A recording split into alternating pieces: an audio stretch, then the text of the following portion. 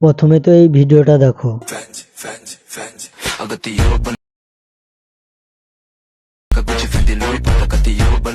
এরকম video edit করা খুবই সহজ। প্রথমে তো ভিপিএন কানেক্ট করে ক্যাপকাটটাকে ওপেন করে নিতে হবে। তারপরে সাউন্ডের বিট অ্যাকর্ডিং ক্লিপসগুলোকে কাট করে নিতে হবে। সেকেন্ড ক্লিপসের উপরে ক্লিক করব এবং ব্যাক করব। তারপর যাব ইফেক্টে অ্যান্ড ভিডিও ইফেক্টে। তারপর এখানে সার্চ করে নেব অবলিকি ব্লার। তো ফার্স্ট এরটাকে অ্যাড করে নেব এবং রাইটের উপর ক্লিক করে এটাকে ছোট করে নেব। তো কিছুটা এরকম করার পরে আমাদের একটু জুম করে নিতে হবে। এটাকে মাঝ বরাবর বসিয়ে এখানে একটা কি ফ্রেম অ্যাড করতে হবে। আচ্ছা, প্রথমে অবজেক্টে গিয়ে অল ভিডিও করতে হবে। তারপরে মাঝখানে এসে একটা কি ফ্রেম অ্যাড করতে হবে।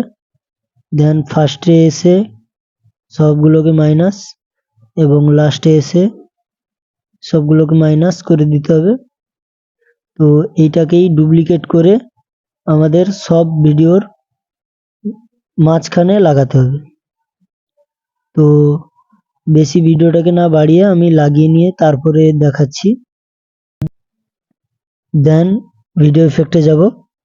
ভিডিও ইফেক্টে এখানে ড্রিমি গ্লো ইফেক্টকে অ্যাড করে নেব অ্যান্ড রাইটের উপর ক্লিক করে এটাকে পুরো ভিডিওর উপর অ্যাপ্লাই করে দেব। এগেন ভিডিও ইফেক্টে যাব এবং স্কাই গ্লিচকে অ্যাড করে নেব। দেন একটা ফিল্টার অ্যাড করে নেব, এতে ভিডিওটা আরো একটু কালারফুল লাগবে। ফিল্টারে গিয়ে ক্লিয়ার টু নামক ফিল্টারটাকে অ্যাপ্লাই করে দেব।